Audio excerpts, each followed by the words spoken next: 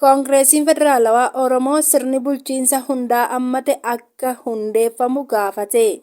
Koongireesiin Federaalawaa Oromoo walga'ii koree giddugaleessa dhaabichaa guyyaa 2 geggeessaa erga ture caamsaa 6 bara 2023 ibsa ejjennoo qabxii 7 of keessaa qabu baaseera. Ibsa kana keessatti mariin araaraa mootummaa fi waraana bilisummaa Oromoo gidduutti geggeeffamu eegale cimee itti fufuu akka qabu jabeessee ibsee jira.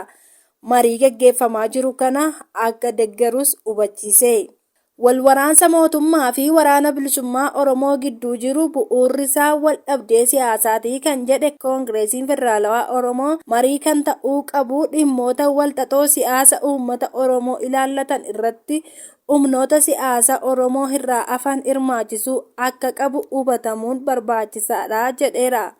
Mariin kun qabsoo uummata Oromoo waggoota 50 ol geggeeffamaa turee fi beektotaa fi gootonni Oromoo dhaloonni lama itti wareegamee gaaffilee bu'uuraa nagaaf tasgabbii mirga ofiin of bulchuu fi federaalizimii dhugaa dimokiraasii haqaa fi misooma hiikoo qabu uummatichi kaasaa ture haala deebisuu danda'uun ta'uu akka qabu ejjennoo keenya ibsinaa jedha ibsi Koongireesii Federaalaa Oromoo kun.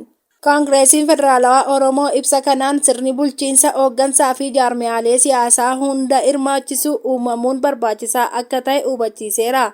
Ajjechaa hidhaa fi darara mootummaan uummatarraan ga'us dhaabichi balaaleffateera. Haalli jeequmsaa akkasumas ajjechaa fi dararaan uummatarratti geggeeffamaa jiru mariif dursi kennamee hin furamu yoo ta'e rakkoo siyaasaa kana caaluuf saaxilamuun akka danda'amu Koongireesiin Federaalawaa Oromoo ibseera.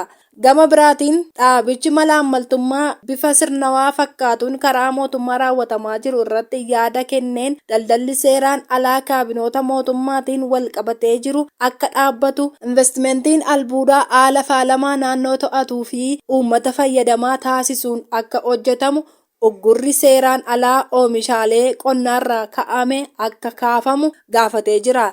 Itti fufees qaala'insi jireenyaa amma biyyattii mudate murtee dogoggoraa paartii biyya bulchuun kan dhufe ta'uu ibsuudhaan miidhaa dinagdee uummataa fi biyyattiirra ga'eef paartichi gaafatama fudhatee furmaanni akka itti kennamu gaafateera. Mootummaan kun kan Oromooti warra jedhuufis Koongireesiin Federaalawaa Oromoo ibsa isaa kanaan deebii itti kenneera. Yeroo dhiyoo asitti paartii aangoo qabatee akka mootummaa Oromootti lakkaa'uudhaan humnoonni uummata Amaaraa bakka buuna jedhan tokko fi beektota ofiin jedhan dogoggorootaa fi hojiiwwan al-seerummaa qaama kanaan raawwataman akka badii uummata Oromootti ibsuun isaanii ilaalcha dogoggoraa badii guddaa hordofsiisuudha jechuudhaan badii paartii Biltsiginnaa hojjeteef kan itti gaafatamu paartichuma ta'uu hubachiisaniiru.